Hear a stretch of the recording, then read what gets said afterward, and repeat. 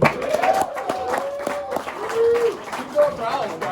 everyone you saw. My God. Some funny-ass people on this show. I noticed you guys have a bit of a affliction for the controversial stuff. It's going to be a long set for you. I only say controversial stuff. Come on. All right, let's start here. I was talking to a woman recently, and she was real bad at dirty talk. Like, real bad. You know what I mean? You know what? Real bad. Like, killed the whole... Like, I told her, I was like, hey, what are you up to this evening? And she was like, what do you want me to be up to? I was like, good response, all right. We got something going. I said, well, I'm going to be honest with you. I had a pretty tough workout. My body's kind of tired. I might be in the mood to only have my dick sucked. Is that going to be a problem? Be honest, right? And she said, no. You know I'm always in the mood to suck dick. And I said, ew.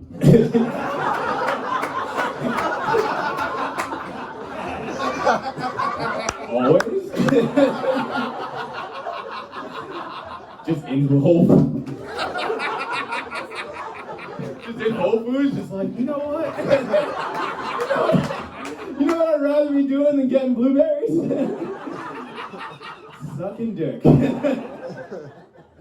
That's cool. I was talking about the pandemic, man. I'm happy it's ending. I was getting real tired of COVID, man. I was getting real tired of COVID. And you guys, right? Getting tired of COVID. Everything was COVID. Like, anytime you talk about a disease, it's like COVID. It's like, anybody remember AIDS? I remember AIDS.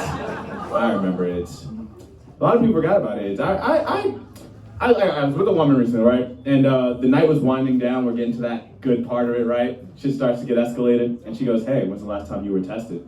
I was like last month. I get tested once every 2 months. All good down there. She was like, down there? No, COVID tested. Safety first. I was like,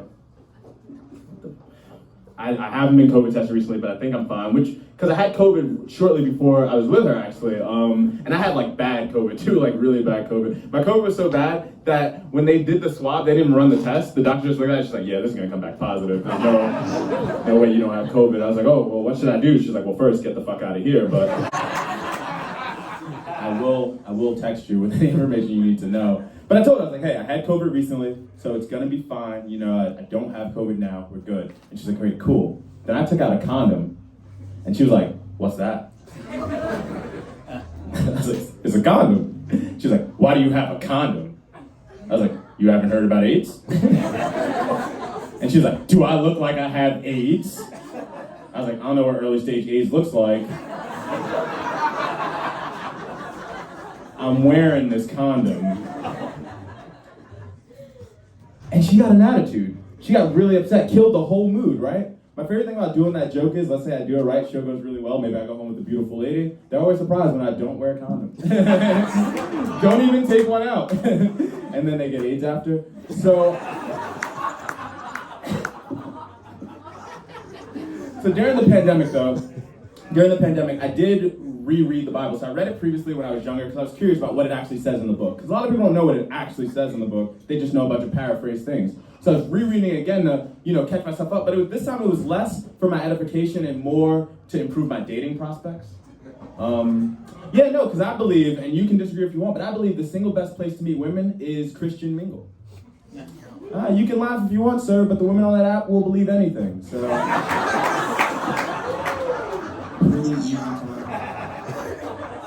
Does feel like people take the Bible a little too seriously, doesn't it? Like, they take it so seriously when, to me, the Bible makes just as much sense sarcastically as it does literally, you know what I mean? Like, take the Virgin Mary, for example. What if, she's not really that chaste, but when they talk about it, they're just being sarcastic? Like, oh, Mary, huge virgin. Oh my God. Boy, oh boy, is that Mary a virgin. Meanwhile, she's such a big whore that Jesus could be his own dad. You get it? Father, son, whatever. Okay. Another thing that happened during the pandemic, which wasn't about me, but was about the world more broadly, did you see how angry people got? We had like race riots. Anybody remember that? We had like all those race riots, like a lot. We didn't have like one race riot like we do every year. We had like 3 or 4 race riots during the pandemic. It was fucking getting scary. And I think we as a country need to figure out how to communicate again, how to talk when you're over there and I'm over here. How do we figure out how do I express my opinion to you that I know you're going to disagree with without you thinking I'm evil for holding the opinion, right? Because if we don't figure that part out, it's going to get worse, right? Like, we're back outside. It's going to get worse, and we got to figure it out. And I'm nervous because I'm liberal, and I think I'm on the wrong side. Because on one side, they have almost all of the guns. I don't know if you've heard them talk about it. Almost 100% of the guns. And on my side, the liberal side, we have 100% of the men who identify as women, which isn't the best thing for war. Like, don't get me wrong, I'm on that side. I'm on that side, but I'm just saying, maybe also guns. I just feel like, let's say you're on a battlefield, right? You look across the battlefield and your opponent has AK-47s, M9s, bazookas. You're like, shit, that's a lot of guns. And you look behind you and your troops are cutting their dicks off. You'd be like, oh my God, we're probably gonna lose this war. It's a sign of surrender if I've ever seen one. I get it, guys, I get it. I don't talk about the trans phenomenon the best, I understand that. Like, I was talking to a trans woman recently and I called her. And she was like, excuse me, I use they, them pronouns. Have you heard of this? They, them pronouns. And I was like, I am so sorry, I did not see the rest of you. If I did, I definitely would have acknowledged them. And would you believe none of them laughed? All those people, same sense of humor. That's crazy. I get it. I see some of your faces are kind of tight, and I get it because I'm not talking about it the right way, but I feel like it's kind of unfair to expect me to expect me to in advance know the correct pronouns, right? Like, that's kind of unfair to expect me to know, because people want different things. I feel like the only way I would call a trans woman they is if one beat me up. They're like, yeah, they were whooping my ass. They were strong as shit. They. They'd be like, who? I'm like, you know them. I with that shit. I got you. That woman right there. You had a real tight face. I got you to laugh at a trans joke. You're bad now. There's no way around it. You're going to hell. Enjoy. Let's go deeper. So fun fact about me, I actually did date a trans woman. That's when I came up with a lot of these jokes. And a lot of people, they say, oh my God, you dated a trans woman? What was that like? And I tell you, mostly bad dates. The main thing was she was so rude. I mean, the balls on this chick.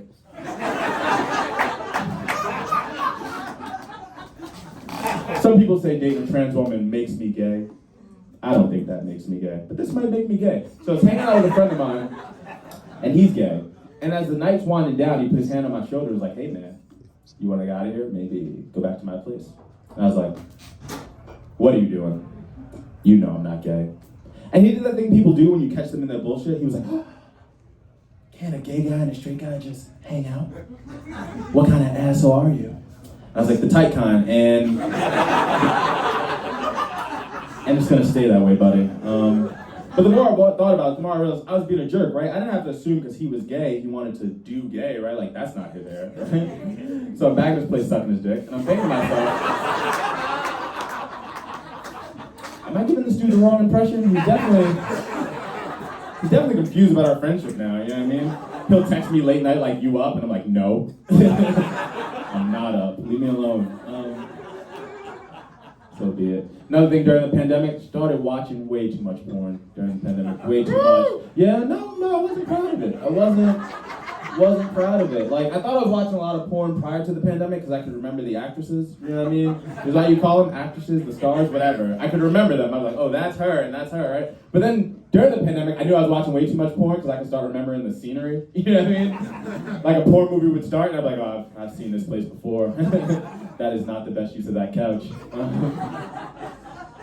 don't know. Little about me, I grew up somewhat difficult. For example, the highlight of my childhood when I found out who I was going to be as a man was when I was homeless, actually.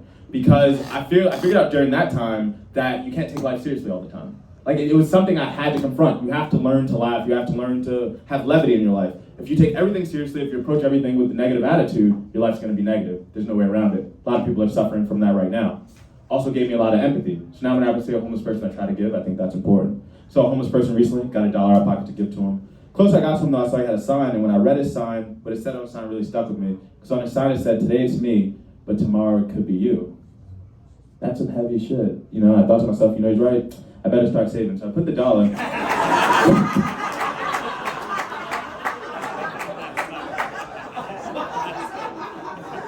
Put the $1 back in my pocket. I don't know if you guys heard, but tomorrow could be me. And fuck that, man. I did my time. Part of why we struggle is, my dad not being around, and he wasn't a bad dad per se, he was just really busy. He was actually also in entertainment, but he wasn't a comedian, he was actually a magician, right? I grew up with a magic dad. He had this incredible 27-year disappearing act. Oh my God. Should leave you missing your dad. I remember he left actually, I was like, Dad, where you going? He was like, abracadadless, and he was gone. Just kidding. He said nothing when he left, but it did give me a sense of abandonment as I've aged, and I didn't realize that when I was young. When I was young, my dad just wasn't around, so I didn't think about it. But as I've aged, and I'll talk about this a little bit in a second, but like now I'm raising my younger brother, and I see the value I have for him. I can tell him about shit that happens to men that he doesn't know about because he's a boy, and no man did that for me. And so now when I have kids of my own, I want to do better. I don't want them to have that sense of abandonment, So when I have kids, I'm going to make sure they think I'm dead. Because I don't want them looking around for me and feeling abandoned, you know what I mean? An absent dad's an asshole, but a dead dad is a hero. Ask your friends with dead dads. You guys okay? Because I don't stop. So... No, I do stop. Another thing about me, I grew up with two moms, right? Dad not around, grew up with two moms. Whenever I say that, people always want to know, okay, so what's it like to be raised by lesbian parents? And I don't know, because my mom's bipolar, actually, so it's not like lesbians at all. No scissoring, none of that. She ran with scissors, that was scary. It's all real. It's my real life. Cool. It leads to a lot of complex situations too when your dad's not around and your mom's crazy and you're the oldest, which I am, I'm the oldest. A lot of responsibility. Like I said, raising my younger brother, shit's not easy. But I am happy that I'm able to help him navigate situations that I didn't know myself, right? Like I have this experience now and I'm able to do good with it. I think that's valuable and I like that part of my life a lot. Like recently, my mom called me and she was in a panic. She was like, Juannell, you have to get over here. You have to get over here. It's an emergency. I was like, what's the emergency? She's like, it's your brother. He's watching porn. I was like, Mom, that's not an emergency. I'm watching. Why do you feel like that's an emergency? She said, Juannell, it's because he's watching weird porn. I said, okay, what's he watching? She was like, pregnancy porn. I was like, oh my God, the worst kind of threesome. So I went over.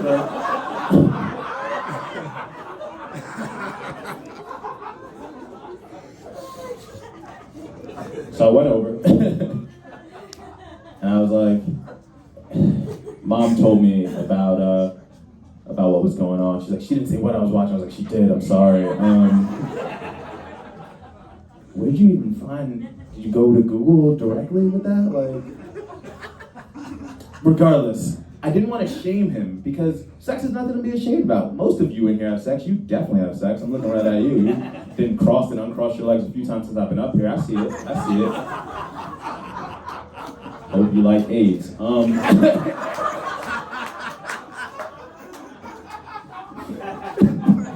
I told him, I was like, look, man, if you're thinking about sex, that's fine. But you just also got to start thinking about birth control. You got to be responsible, and you got to start thinking about people in their full sexuality, like their full sexual being. That's important. And he said, okay, that makes sense. Do you practice birth control? And I was like, we're talking about you, all right? I need you to focus, buddy. But I do practice birth control. I actually learned when I was younger, the more method of birth control you practice simultaneously, the more effective it is. So I always practice two methods. I pull out and I pray. And so far, so good. And when that doesn't work out, it's fine, because like I mentioned earlier, I'm a Democrat, you know what I mean? So, boop, right out of there. Okay, I feel like they're a little tight. Feel like that joke doesn't accord potential life with the respect it deserves? Let me know. I have to do that kind of material. I will abort it. Get it right out of there. I believe in an audience's right to choose. I actually did that joke in Georgia.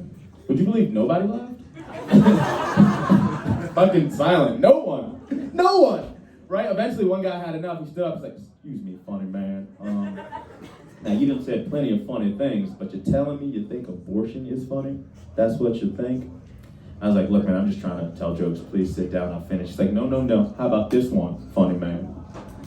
What if Jesus were aborted? You ever consider that? And I was like, no. Is that what you guys do down here?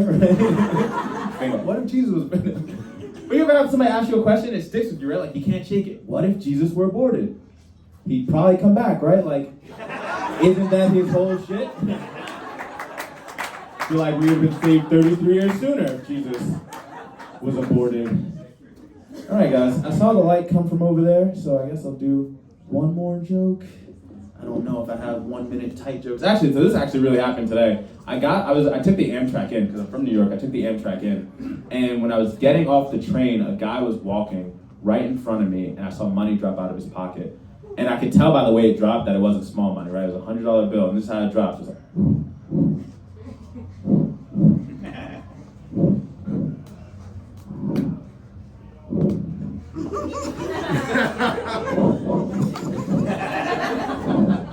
right? Landed perfectly on the ground, and I thought, I'm gonna do the right thing. So I picked up the $100 bill, I tapped him on the shoulder, I said, excuse me, sir, you dropped this. And he turned around and he said, buy yourself some lunch. Right, and so I'm at lunch. Guys, I've been Juannell Riley, take care.